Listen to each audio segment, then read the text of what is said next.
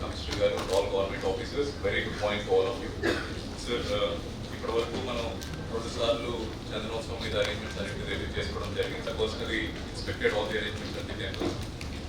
Most of the works మనకు దేవస్థానంలో complete చేసుకున్నారు సార్. మన డిఫరెన్స్ మనకు లాస్ట్ టైం ఈసారి చూస్తే ఆ ప్రసాద్ స్కీమ్లో టెంపరీగా ఉన్న వర్కులు ఏవైతే ఉన్నాయో అవి కానీ అదర్ టెంపరీ లైన్ స్ట్రక్చర్స్ ఏవైతే ఉన్నాయో వాటన్నింటినీ గవర్నమెంట్ ఫండింగ్తో అలాగే కొన్ని సిఎస్ఆర్ నిధులతో పర్మనెంట్ స్ట్రక్చర్స్గా క్రియేట్ చేయడం జరిగింది సార్. ఉత్సవ కార్యక్రమం రాష్ట్రంలో జరిగే ప్రధాన, అదేవిధంగా 6,000 మంది ఆక్యుపై అయ్యే అవకాశం ఉంటుంది. పార్కింగ్ ప్లేసెస్ అన్నీ కూడా ఈ ఏర్పాట్లన్నీ దాదాపు 1,60,000 1,70,000 మంది భక్తులు వస్తారు కనుక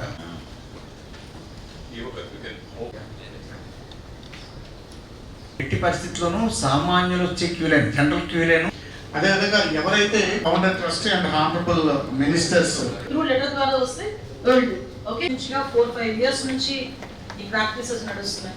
సంబంధించి అక్కడ ఇంప్లిమెంట్ చేయాల్సిన బాధ్యత మన డిపార్ట్మెంట్.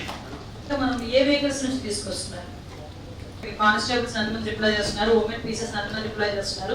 హాస్పిటల్ కింద స్టాండ్ బై హాస్పిటల్ 6 బెడ్స్ తోటి కొండపైన పెట్టడం జరుగుతుంది. మొత్తం 16 అంబులెన్సులు, ఒక 11 గంటలు 12 గంటలు జనరల్ లైన్లో వచ్చే దర్శనంకి వచ్చే 10,000 మంది భక్తులు ఒకేసారి.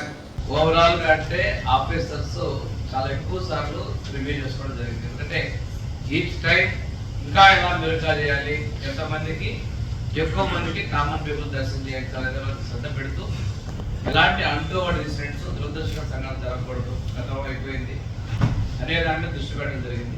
లాస్ట్ డే ఇన్సిడెంట్ జరిగింది ఒకసారి రాష్ట్రంలో తెలిసింది.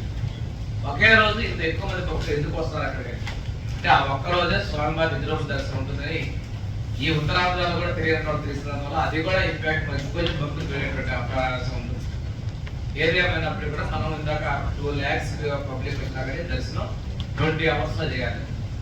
దీనికి తగిన విధంగా ఏంటంటే వాలంటీర్స్ అది క్యూ లైన్ లో కూడా ఒక్కసారి పుష్ చేయకుండా హోల్డ్ చేసుకొని ఖాళీని బట్టి మూవ్ చేసుకునే విధంగా అలా ఒకరికొకరు మళ్ళీ స్టాంప్ పెట్టి కూడా చేసుకునే విధంగా కూడా మనం చర్యలు తీసుకోవాలి. అదేవిధంగా మనం ఎంత ఎన్నిసార్లు కూడా ఎమ్యూనిటీస్, డ్రింకింగ్ వాటర్, అదేవిధంగా వాళ్ళకి ఇవ్వండి టాయిలెట్స్, ఇవన్నీ కూడా మనం ముందు అనుకున్న దాని ప్రకారం చాలా వరకు మనం కూడా ఇంప్లిమెంట్ చేస్తున్న పరిస్థితులు వచ్చాయి. ఇవి 1-2 మనం పర్మనెంట్ గా చేసుకోవాల్సి నెక్స్ట్ టైం ఇది అయిపోయిన తర్వాత ముందు చేస్తున్నాం. పోస్ట్ చంద్రోత్సవం కూడా మనం పైసా డిస్కస్ చేస్తాం. జీవీఎంసీ వల్ల శానిటేషన్ కూడా వితిన్ 24 hours లో కూడా అది చంద్రోత్సవం అయిపోయిన తర్వాత క్లీన్ చేసేటువంటి పరిస్థితి చేయడం జరిగింది. భగవంతుడు నరసింహస్వామి గారి ఆశీస్సులతో ఈ కార్యక్రమం దిగ్విజయంగా జరుగుతుంది. మీ అందరూ కూడా భగవంతుడు మంచి శక్తి ఇచ్చి సక్రమంగా జరపాలని చెప్పేసి ఆశిస్తూ నేను సెలవు తీసుకున్నాను. ఎస్పెషల్లీ ఈ రోజుకి నాకు తెలిసి ఇంచుమించు 4-5 మీటింగ్స్ జరిగే ఉంటాయి ఈ ప్రిపేర్నెస్ విషయంలో. ఆల్మోస్ట్ ఆల్ అంటే ప్రతి సంవత్సరం ప్రతి టెంపుల్ మనం ప్రతి సంవత్సరం జరిగే సిస్టమ్ అయినప్పటికీ కూడా చాలా సందర్భాల్లో కంటిన్యూస్ గా ఒక ఎస్ఓపి క్రియేట్ చేసుకోవాలి.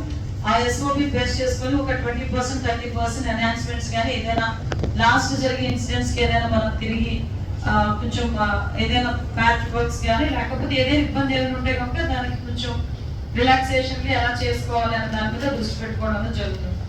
అయితే లాస్ట్ చంద్రోత్సవంలో దురదృష్టకర సంఘటన చోటు చేసుకోవడం వల్ల ఏ చిన్నదాన్ని కూడా ఇదే కదా నెగ్లిజెన్సీతో వెళ్ళకూడదు అనేది నా అభిప్రాయం. ఎందుకంటే ప్రతి సంవత్సరం జరిగేదే కదా, మేము చాలా పండుగలు చేసాము, చాలా దర్శనాలు చేయించాము, సో ఏం జరుగుతుందిలే అన్న ఒక నెగ్లిజెన్సీ అయితే మాత్రం ఏ ఒక్క డిపార్ట్మెంట్ లో కూడా ఉండకూడదు, ఏ ఒక్క ఉద్యోగిలో కూడా ఉండకూడదు. అక్కడ కూర్చున్న ఒక 20 hours మనం ఏదైతే చేస్తున్నామో దాన్ని కొంచెం పర్ఫెక్ట్ గా చేసుకోవాల్సిన అవసరం ఉంది. కాకపోతే నా సజెషన్ ఏంటంటే 20 hours ఒకరే డ్యూటీ చేయలేరు కాబట్టి దయచేసి police department and revenue endowment department shift wise గా డ్యూటీస్ వేసుకొని వాళ్ళకి కూడా కొంచెం ఫీజిబిలిటీ ఇచ్చేటట్టుగా ఎంప్లాయీస్ ని కూడా మనం ఉపయోగించుకోవాలి, వాళ్ళ సర్వీసెస్ కూడా ఉపయోగించుకోవాలి. అంటే మనకి టాస్క్ ఎప్పటి నుంచి స్టార్ట్ అవుతుంది అంటే 28 ఎర్లీ మార్నింగ్ 3 o'clock నుంచి మొదలవుతుంది. మనకి 3 o'clock నుంచి మొదలైంది నెక్స్ట్ డే మార్నింగ్ ఇంచుమించుగా అంతవరకు కూడా ఉంటుంది. సో ఇంతవరకు కూడా వచ్చిన భక్తులు ఎవరు కూడా ఎక్కడ వాళ్ళు ప్యానిక్ అవుతారు, ఎక్కడ వాళ్ళు బర్న్అవుట్ అవుతారు అనేసరికి వాళ్ళు అంటే క్యూ లైన్ లో ఉన్నంత సేపు ప్రాబ్లం రాదు. ఎక్కడైనా వాళ్ళకి ఆ వాటర్ దొరకకపోయినా, చెంటుపురలు ఏడుస్తున్నట్టున్నా, లేకపోతే వాళ్ళకి మినిమం ఫెసిలిటీ కనిపించకపోతే వెంటనే వాళ్ళు కొంచెం గట్టిగా మాట్లాడడం ఎప్పటి నుంచి చూస్తున్నాం. చంద్రోత్సవం టైంలో ఎక్కడో ఒక ఏదో డిస్టర్బెన్స్. లాస్ట్ ఇయర్ మాత్రం చాలా పకడ్బందీగా చేశారు, ఎక్కడ ఏమి ఇబ్బంది రాలేదు. కాకపోతే దురదృష్టకర సంఘటన ఒకటి ప్రైమ్సెస్ జరిగింది. సో అటువంటి సంఘటనలు కూడా జరగకుండా చూసుకోవాల్సిన బాధ్యత ఉంది.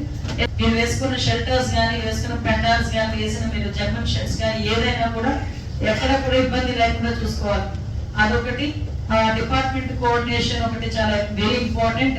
మెయిన్ కామన్ సామాన్య భక్తుల దర్శనమే ప్రయారిటీ తీసుకొని చేయడానికి సపోర్ట్ చేయమని, విఐపి దర్శనాలు వాటికి కూడా అందరూ కూడా ప్రజాప్రతినిధులు కూడా సహకరించమని కోరుతున్నాను. థ్యాంక్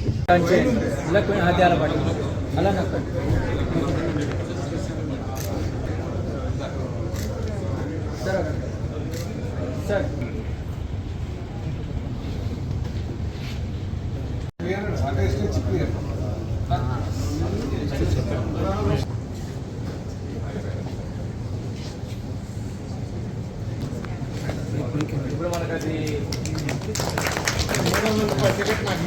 అది కాదు